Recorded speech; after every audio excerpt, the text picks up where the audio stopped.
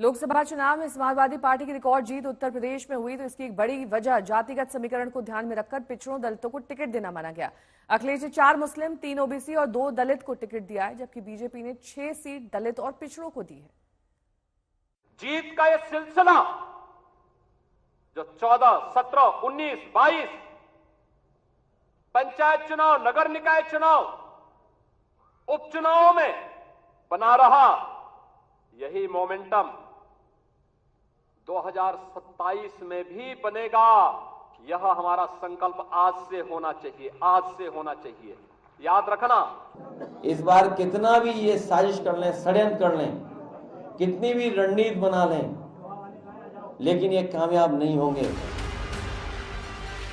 उत्तर प्रदेश में लड़ाई अब पीडीए बनाम पीडीए की ही है। एक तरफ पिछड़ा, दलित और अगड़ा है, दूसरी तरफ पिछड़े, दलित और अल्पसंख्यक। सीटें भले न हो, लेकिन इन्हीं 9 सीटों से बहुत कुछ तय होने वाला है। जाति गणना, संविधान, आरक्षण के मुद्दे के दम पर जो फायदा लोकसभा चुनाव में इंडिया गठबंधन उत्तर प्रदेश के भीतर पाया, उसका सामना अब बटेंगे तो कटेंगे से है।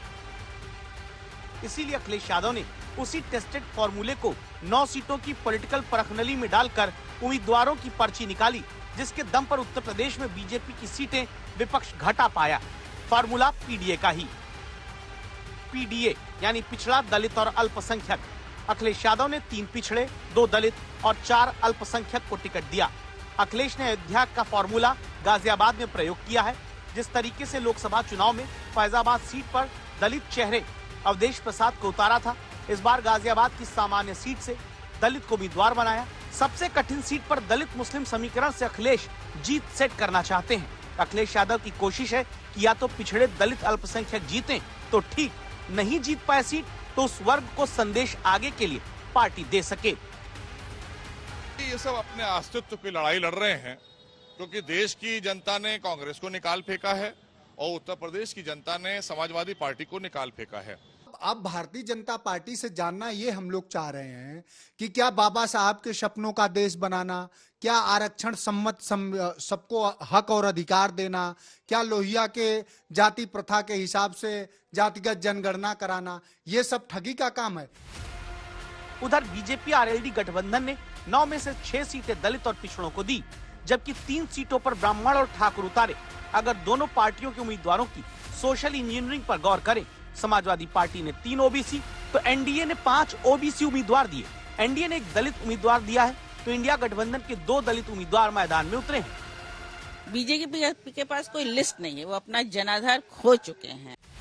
9 सीट में 3 बीजेपी, 1 निषाद पार्टी, 1 आरएलडी और बाकी 4 सीट समाजवादी पार्टी ने जीती थी। इस बार बीजेपी ने ओबीसी के साथ परिवार बनाम परिवार का दांव भी चला है, जहां करहल के मैदान में 2 यादव हैं, दोनों आपस में फूफा भतीजे हैं। बीजेपी ने मुलायम सिंह यादव के दामाद, सांसद धर्मेंद्र यादव के सगे बहनोई अनुजेश यादव को उतारा। अनुजेश करहल सीट पर अपने भतीजे तेज प्रताप यादव के सामने चुनावी मैदान में ताल ठोक रहे हैं।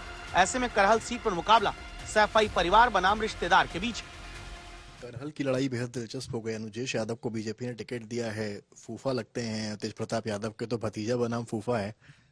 ये देखिए, ये करहल में जो फूफा बनाम भतीजे की आप बात कर रहे हैं, तो फूफा जो है वो फूफा ही रहेगा और भतीजे को फूफे के सामने थोड़ा झुकना पड़ेगा।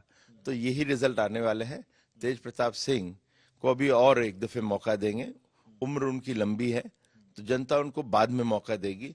फूफा ही इस दफे विजयी होंगे। 9 सीटों के नतीजों से आगे साफ होगा दांव किसका सटीक बैठा है, पिछड़े किसके साथ हैं, दलित किसके साथ।